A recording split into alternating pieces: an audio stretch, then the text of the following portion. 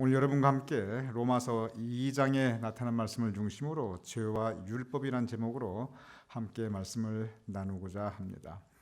제가 로마서에 대한 그 서론을 말씀드릴 때 여러분께 말씀드렸습니다만, 로마서는 이 기독교의 교리, 즉 우리가 믿고 있는 이 믿음의 내용, 우리가 무엇을 믿는가, 그리고 우리의 믿음이 대상이 되는 예수님은 누구신가, 아주 상세하게 이 교리적으로 논리적으로 이 풀어 설명한 그러한 사도 바울의 책입니다. 그런데 사실 로마서가 쉽지 않습니다. 그래서 혼자 읽어 나가시면 읽기는 읽되 사실은 마음의 깊은 은혜를 받기보다는 오히려 이게 무슨 내용인가 의아스러울 때가 훨씬 많이 있습니다.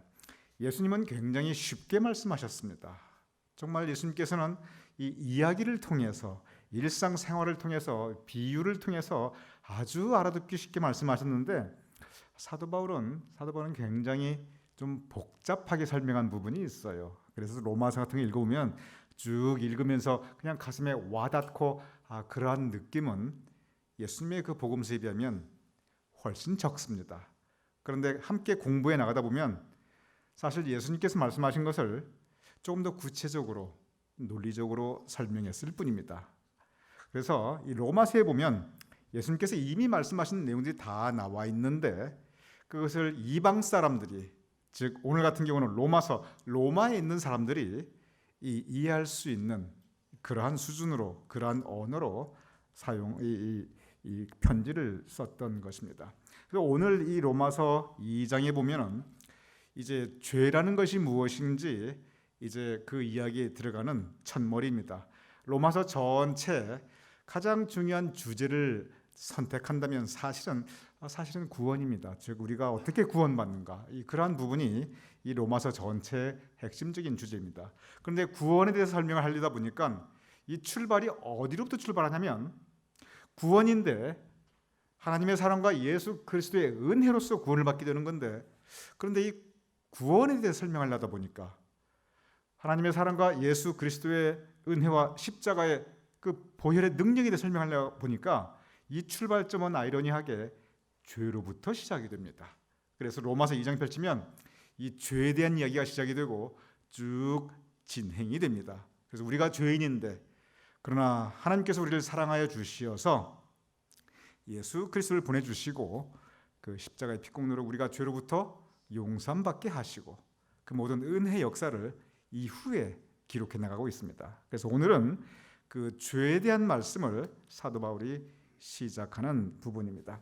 먼저 이 죄에 대한 말씀을 사도 바울이 우리에게 가르쳐 주기 위해서 아주 쉬운, 여러분과 저 누구나, 이 세상 누구나 사람들이 이해할 수 있는 아주 쉬운 개념, 말씀, 그 가르침을 줍니다. 한번 보도록 하겠습니다. 로마서 2장 9절에서 10절입니다. 부탁합니다.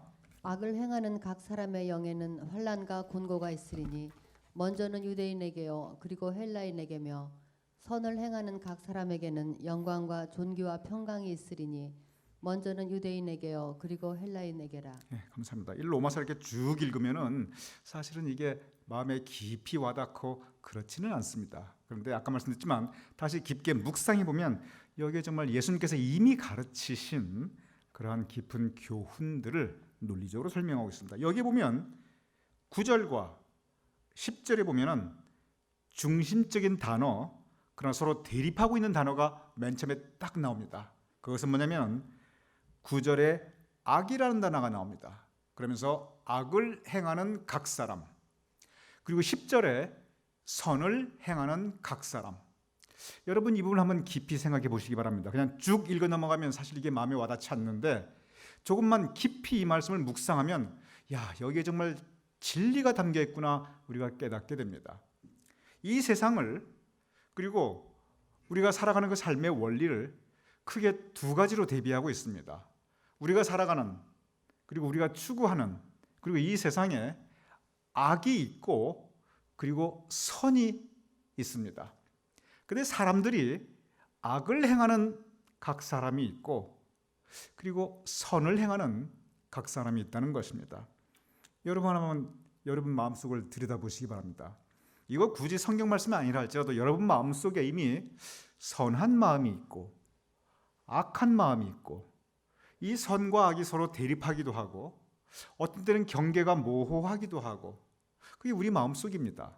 근데 우리 마음속에는 언제나 이 선과 악이 공존한다는 것 우리가 다 느끼고 있습니다. 문제는 뭐냐면 우리 마음속에 선악이 다 이렇게 섞여 있는 건 이건 어쩔 수 없는 일이고 그래서 아무리 선한 사람이라 할지라도 그 악한 생각이 나올 때가 있고 악한 유혹에 빠질 때가 있고 아무리 악한 사람이라 할지라도 그 마음속에 한 줄기 선의 빛이 항상 남아 있습니다. 완전히 악한 사람도 없고 완전히 선한 사람도 없습니다. 우리의 마음은 이것이 같이 있습니다. 문제는 뭐냐면 무엇을 따라 행하는가? 바로 여기에 문제가 있습니다. 그래서 악을 행하는 사람이 있고 그리고 선을 행하는 사람이 있다는 것입니다. 그런데 악을 행하는 사람에게 주어지는 이제 그 환난과 공고가 있고 그러나 선을 행하는 사람에게는 영광과 존귀가 있는데 그 다음에 보면은 그 다음 말 먼저는 유대인에게요 그리고 헬라인에게며 그 다음에 10절도 먼저는 유대인에게요 그리고 헬라인에게라. 이게 무슨 뜻이냐면 먼저는 유대인 그리고 헬라인 여기에 구별이 없다는 겁니다. 바로 이러한 사람의 마음과 이러한 세상의 현실은 유대인에게도 똑같이 임하고 헬라인 즉 이방인에게도 똑같이 임하니 여기에 아무 차별이 없다는 것입니다. 좀 알아듣기 쉽게 우리가 좀 더 이해하기 쉽게 우리의 단어로 언어로 사용한다면 악을 행하는 사람에게는 환난과 공고가 있고 선을 행하는 사람에게는 영광과 존귀가 있는데 이거 믿는 사람이나 안 믿는 사람이나 똑같다는 얘기입니다. 즉 선과 악의 개념으로 본다면 누구나 선한 마음 악한 마음이 이 마음속에 자리 잡고 있는데 문제는 무엇을 행하는가 그리고 그것이 따르는 그 결과 악을 행할 때 단기적으로는 항상 악을 행하는 그 삶에 주어지는 보상이 있습니다. 아주 단기적인 보상이 있습니다. 그 보상이 없다면 누가 악을 행하겠어요? 뭔가 좋은 게 있어요. 그런데 길게 보면은 근데 이 길게가 어디까지 길게 보냐면 영생, 영원까지 이어집니다. 즉 이 세상에서의 짧은 시간 동안 지난주에 우리가 함께 말씀 나눈 요절 중에 신속히 가니 우리가 날아가나이다. 이 신속히 날아가는 이 인생으로 볼 때는 악을 행하는 사람들이요 얼마든지 부귀영화 누릴 수 있고 얼마든지 떵떵거릴 수 있고 얼마든지 영광 받을 수 있어요. 이 세상 사는 이 신속히 날아가고 짧은 이 날아가는 이 시절에 선을 행하는 사람에게 오히려 환난과 공고가 있는 거 얼마든지 가능합니다. 문제는 뭐냐면 그 긴 영생의 시간입니다. 영원의 시간에서는 그러면은 반드시 이 악을 행하는 사람과 선을 행하는 사람에게 하나님께서 이미 예비하신 그 영생과 그리고 영벌을 이미 사도 바울은 말씀하고 있습니다. 여기에 보면은 악이라는 개념이 있고 그리고 선이라는 개념이 있습니다. 성경에 보면 계속 반복해서 나오는 것이 요즘 새벽기도 때 우리가 잠언서를 공부하는데 오늘 새벽도 그 말씀 함께 나누었습니다. 잠언서에서 계속 이야기하고 있는 가르침의 하나는 뭐냐면 선을 행하고 악을 피하라는 겁니다. 오늘 이 말씀도 악을 행하지 말고 선을 행하라. 바로 그 가르침입니다. 하나님께서 이 세상에 선과 악이 있는데 하나님의 뜻은 선을 행하는 것 그리고 악을 피하는 것 바로 이 가르침을 사도 바울이 오늘 로마서 2장에서 말씀하고 있습니다. 그러면서 하나님께서 이 선과 악에 대해서 우리로 하여금 악을 피하고 선을 행할 수 있도록 주신 것이 두 가지가 있습니다. 첫째는 율법입니다. 보겠습니다. 2장 13절입니다. 하나님 앞에서는 율법을 듣는 자가 의인이 아니요 오직 율법을 행하는 자라야 의롭다 하심을 얻으리니. 예, 감사합니다. 여기 보면은 율법이라는 단어가 나옵니다. 율법은 구체적으로 여기서 말하는 율법은 구약의 율법입니다. 여기서 말하는 율법은 하나님께서 우리에게 주신 모든 계명을 의미하고 있습니다. 율법은 본질적으로 보면 하라, 하지 말라 이런 구조예요. 즉 선한 일을 하라, 악한 일을 하지 말라. 본질적으로 이것이 율법입니다. 그래서 무엇이 선한 일이고 하라는 것은 전부 선한 일입니다. 무엇이 악한 건지 하지 말라는 것은 모두 악한 것입니다. 그래서 율법에 보면 구체적으로 무엇이 선한 것이고 무엇이 악한 것인지 아예 명시적으로 기록되어 있습니다. 하나님께서 그 말씀, 그 율법을 우리에게 주셨습니다. 그래서 그 율법을 따라 살면은, 즉 율법이 하라는 것 선을 행하고 하지 말라는 것 악을 피하면, 그것이 우리가 이 선, 악 간에 구별하는 삶을 살아갈 수가 있습니다. 첫째는 율법입니다. 두 번째는 뭐냐면, 두 번째는 사도 바울이 이제 나중에 그 말씀을 하는데 양심입니다. 이 2장에서도 양심이라는 단어가 나옵니다. 율법이 설령 없다 할지라도, 심지어 성경 말씀 한 번도 안 접해본 사람이라 할지라도 그 마음속에 하나님께서 이미 양심을 넣어주셨습니다. 그래서 사도 바울이 계속 양심의 법이라는 이야기를 합니다. 우리 마음속에 이미 선악을 구별할 수 있는 그 영의 분별이 이루어져 있습니다. 왜냐하면 우리는 영적 존재이기 때문에 그렇습니다. 하나님께서 우리에게 그의 성령을 이미 불어 넣어 주셨기 때문에 생기, 그리고 생명, a living spirit, 우리가 살아있는 영이기 때문에 우리가 선과 악을 분별할 수 있는 양심이 이미 우리 마음속에 주어져 있습니다. 그래서 우리 마음속의 양심이 악을 피하고 선을 행할 것을 우리에게 늘 가르치고 있습니다. 문제는 뭐냐면, 문제는 행하는 것, 이 행함입니다. 그러면서 사도 바울이 이 선과 악을 이야기하고, 그리고 율법을 이야기하고, 양심을 이야기하면서 그러면서 도전하고 있는 것이 있습니다. 그것은 뭐냐면, 율법을 받았다 하면서, 양심이 있다 하면서, 믿음을 가졌다 하면서 삶의 모습이 그것을 받쳐주지 못하는 경우입니다. 즉, 은혜 받았다 하면서 그 삶의 모습이 그 은혜를 나누는 삶의 모습이 아니라 오히려 은혜를 가리우는 삶의 모습이고, 믿노라 하면서 하나님께 영광 올려드리는 삶이 아니고 오히려 영광을 가리우는 삶의 모습이 너무나 많이 있다는 것입니다. 바로 이러한 모습이 사실은 요즘 이제 믿지 아니하는 사람들의 입장에서 보면, 즉 세상적인 관점에서 보면 우리 믿는 사람들이 가장 많이 공격받고 있는 주제가 바로 이겁니다. 믿는 사람들이 믿는 모습과 이 교회 안의 모습과 그리고 이 삶의 모습, 교회 바깥의 일상의 모습이 너무 다르지 않느냐, 이런 도전을 사실 지금 우리가 가장 많이 받고 있는 이 커다란 공격 중에 하나입니다. 어쩌면 가장 큰 공격이 바로 그겁니다. 그런데 요즘만 그랬냐? 그렇지 않아요. 중세만 그랬느냐? 그래서 오늘 우리 김홍순 장님 말씀하신 것처럼 그래서 이 종교교육이 이러느냐? 그러면 중세만 그랬고 요즘만 그랬느냐? 아닙니다. 사도 바울 때 이미 그랬습니다. 그래서 로마서가 착 펼쳐지고 지금 2장인데 벌써 그 이야기를 해요. 믿노라 하면서 왜 삶의 모습은 그렇느냐? 왜 사랑을 이야기하면서 왜 끊임없이 다투느냐? 왜 은혜를 받았다고 하면서 그런데 은혜를 나누는 것이 아니라 자꾸 이렇게 정죄하고 판단하느냐? 바로 이 믿음의 모습과 삶의 모습의 그 괴리되는 현상, 이미 이때 바로 그것을 지적합니다. 자, 보도록 하겠습니다. 로마서 2장 24절입니다. 이 말씀을 읽어보면 우리가 참 깊은 찔림을 받을 수가 있습니다. 로마서 2장 24절부터 갑니다. 기록된 바와 같이 하나님의 이름이 너희 때문에 이방인 중에서 모독을 받는도다. 예, 감사합니다. 이 부분 한번 곰곰이 생각해 보세요. 하나님의 이름이 너희 때문에, 여기서 너희는 믿는 사람들이에요. 여기서 너희는 이방인들, 세상 사람이 아니에요. 구체적으로 하나님의 자녀라고 자타가 공인하는 사람들입니다. 하나님의 자녀, 하나님의 자녀라고 자타가 공인을 하고 믿음을 가지고 산다는 그 대상이 너희입니다. 구체적으로 여기서는 유대인들입니다. 이 성경의 개념을 본다면 여러분과 저희입니다. 적어도 크리스찬, 모든 크리스찬은 여기 너희 안에 들어갑니다. 그런데 하나님의 이름이 너희 때문에 이방인 중에, 즉 안 믿는 사람들 가운데 세상 사람들한테 모독을 받는다, 욕먹는다는 이야기입니다.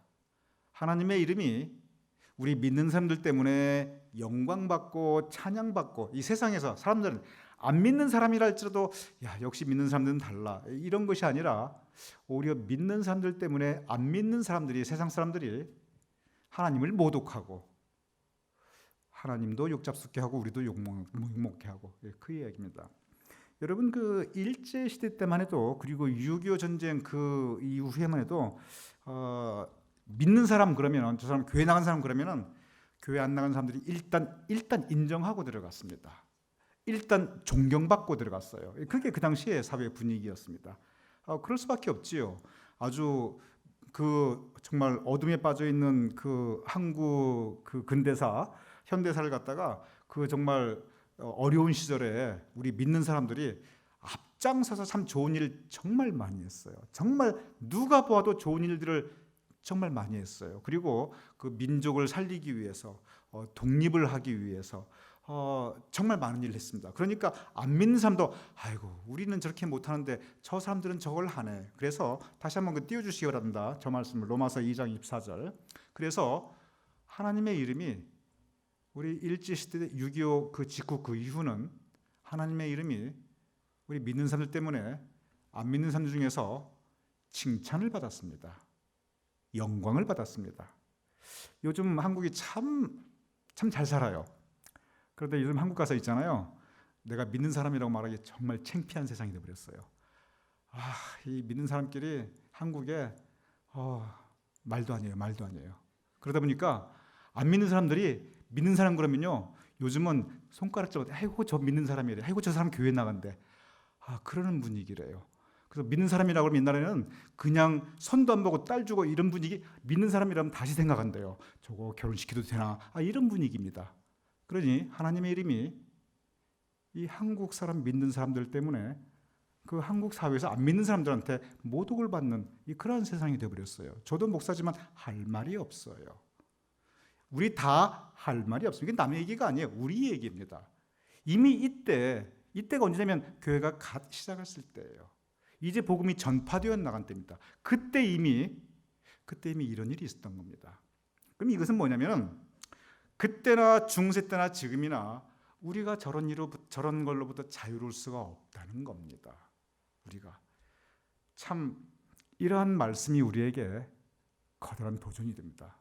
제가 다시 한번 참 은혜스러운 이야기는 아니지만 성경 말씀이 우리가 듣고 은혜 받고 감동받는 경우도 있고 그러나 성경에 보면 찢고 쪼갠다고 그랬어요. 성경 말씀이 어떤 경우는 우리 심령을 박찌르고 찢고 쪼개고 그런 말씀도 있습니다. 저 말씀은 찌르는 말씀이에요. 저 말씀은 찢고 쪼개는 말씀입니다. 영 거북해요. 듣고 싶지 않아요. 그런데 들어야 됩니다. 하나님의 말씀이니까. 사도 바울을 통한 하나님의 이름이 너희 가운데 이방인 중에서 안 믿는 사람 가운데서 모독을 받는다. 이 이야기 그 옛날에 이미 사도 바울이 시작했습니다. 믿노라 하면서 행하지 않는 크리스찬들 바로 그 얘기입니다. 그럼 사도 바울이 할례에 대한 이야기로 갑자기 바뀝니다. 여러분 이 할례라는 것은 그 당시에 할례가 뭔지는 제가 벌써 한 두어 차례 여러분께 자세하게 설명을 드린 것 같아서 또 말씀드리지는 않겠습니다. 한마디로 말하면 하나님의 아들이라고 하는 믿음의 이 족속이라고 하는 그 증표입니다. 그래서 할례를 받았으면은 우리 이스라엘 즉 믿음의 우리 민족 그 얘기입니다. 하나님의 택한 백성. 할례는 하나님의 택한 백성입니다. 그래서 당시 유대인들은 여기에 대한 자부심이 있었어요. 우리는 하나님의 택한 백성이다. 그리고 이방인들에 대해서는 너희는 하나님의 은혜 바깥에 있는 사람들. 그래서 이 영적 자부심을 가지는 건 좋은데 이것이 무엇으로 나가냐면 영적 교만으로 나타나기 시작합니다. 여러분 우리가 항상 우리 자신의 믿음에 대해서 겸손해야 합니다. 내 믿음에 대해서 우리가 교만함을 가질 수가 있어요. 내가 저 사람들보다는 그래도 내가 더 이렇게 믿음이 훨씬 더 위에 있지. 그래서 다른 사람 보면은 영 이거 뜨뜻미지근한 것 같고 다른 사람 보면 맹숭맹 믿는 것 같지도 않고 나만 믿음 있는 것 같고 바로 이것이 영적 교만입니다. 영적 자부심은 무엇이냐면 내가 믿는 사람으로서의 명예를 지켜나가는 거예요. 명예를 지켜나가는 것. 하나님에 대한 의리를 지켜나가고 그리고 사람 앞에서는 오히려 한없이 낮아지고 겸손해지는 것이, 그것이 영적 자존심, 명예의식입니다. 영적으로 교만하면 안 돼요. 그런데 사도 바울이 바로 이 영적 교만함, 이방인들에 대해서 유대인들이 우리는 믿는 사람, 우리는 선택받은 사람, 선민이고 너네는 아니지, 그 부분을 로마서 2장에서 말씀하고 있습니다. 이게 다 흐름이 있습니다. 자, 보도록 하겠습니다. 로마서 2장 28절에서 29절입니다. 무릇 표면적 유대인이 아니요 보면적 육신의 할례가 아니니라. 오직 이면적 유대인이며 할례는 마음에 할지니 영에 있고 율법 조문에 있지 아니한 것이라. 그 칭찬이 사람에게서가 아니요 다만 하나님에게서니라. 예, 감사합니다. 이 로마서가 대부분 이렇습니다. 그냥 읽으면 이게 무슨 뜻인지 알 수가 없어요. 여기 한번 보도록 하겠습니다. 지금 사도 바울이 아까 선과 악을 선명하게 대비시켜 놨지요. 그래서 우리가 선을 행하고 악을 피하자 가르쳤습니다. 그리고 이것이 바로 우리가 믿는 사람들이 살아야 되는 구체적인 삶의 모습인데, 근데 하나님께서 이것을 위해서 율법을 주셨고 그리고 양심을 주셨습니다. 그런데 우리가 그것을 잘 지키지 않으면, 행하지 않으면, 우리 삶에서 우리가 실천하지 않으면 우리 때문에 하나님께서 모독받는다, 그 얘기까지 했어요. 그러면서 지금 이제 2장에서 또 그 논리적으로 흐름 뭐냐면, 그런데 우리가 가진 믿음의 증표가 무엇인가 하는 것입니다. 여기 보면 28절에 보면, 아까는 선과 악 그렇게 구별했는데 28절에 보면 표면적 유대인이라는 단어가 있고 29절에 보면 이면적 유대인이라는 단어가 있습니다. 표면적, 겉으로 보여준다는 뜻입니다. 겉으로 보여주는 것. 근데 이면적, 속에 감추어진 것, 내면적이라는 뜻입니다. 여기서 이면적이라는 건 좀 더 구체적으로 말하면 내면적인 거라고 번역하는 것이 사실은 훨씬 정확한 번역입니다. 근데 여기 보면 육신의 할례가 있고 29절 영의 할례가 있습니다. 할례는 마음에 할지니. 이게 무슨 말이냐면, 우리가 믿음을 가졌다 하고 살아가는 것, 이 믿음의 증표는 겉으로 나타나는 것이 아니라, 내가 누구라고 말하는 것이 아니라 내 안에, 내 속에, 내 깊은 내면 세계에 진정한 고백이 있고 결단이 있고 악을 피하고 선을 행하는 내 삶의 그 깊은 마음가짐이 있는가, 바로 여기서부터 출발한다는 것입니다. 그래서 당시 유대인들은, 이것은 당시에 잘못된 유대인들에 대한 그 믿음을 지적하고 있습니다.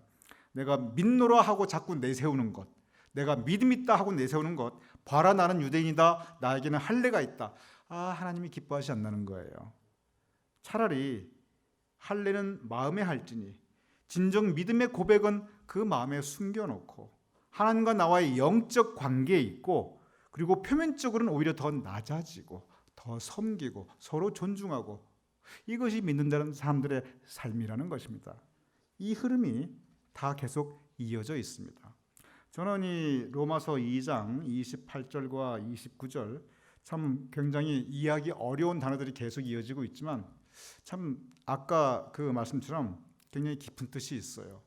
즉, 우리가 우리의 믿음을 감추인 보화와 같이 우리 내면 세계, 우리 마음속에 가지고 그것을 우리의 생각으로, 우리의 입술의 열매로, 우리의 행실로 이 빛과 소금처럼 사람들에게 전해지게 해야지, 그냥 표면적으로 영적 교만함을 가지고 내가 누구다 하고 자꾸 내세우는 거, 이거 하나님 기뻐하지 않는다는 것입니다. 여기 보면은 우리가 신앙생활을 어떻게 해야 되는지 이미 로마서 처음부터 말씀하고 있습니다. 근본적으로 로마서 2장은 이 죄에 대한 말씀을 이제 우리에게 가르치고 있습니다. 근데 죄가 2장만이 아니에요. 계속 이어집니다. 이어지면서 첫 머리에 선과 악을 대비시키면서 죄가 무엇이냐? 악을 행하는 것이라는 겁니다. 선을 행하지 않고 악을 행하는 것, 그것이 죄이고, 그리고 죄가 무엇인가? 믿노라 하면서 하나님 모독받게 하는 것, 그것이 죄라는 것입니다. 많은 사람들이 참 민노라하면서 우리의 삶의 모습이 부족하기 때문에 하나님 모독하는 경우가 있습니다. 저도 그 앞에서 자유롭지 못합니다. 누가 자유로울 수 있겠습니까? 그런데 이러한 찔림의 가르침으로 우리를 갖다가 막 질책하는 것이 아니라 우리를 다시 격려하는 그러한 사도 바울의 가르침입니다. 그러면서 우리가 먼저 마음을 새롭게 하고, 그래서 입술의 열매가 새로워지고, 그리고 우리 새로운 삶의 행실로 하나님과 사람 앞에 우리 칭찬받자. 그것이 사도 바울의 첫 가르침입니다. 오늘 이 시간 여러분, 사도 바울이 선명하게 우리에게 주시는 말씀, 선과 악의 구별, 그리고 우리가 어떻게 신앙생활을 해야 된다는가, 이 말씀이 여러분과 저에게 같은 은혜가 될 수 있기를 주님의 이름으로 축원합니다.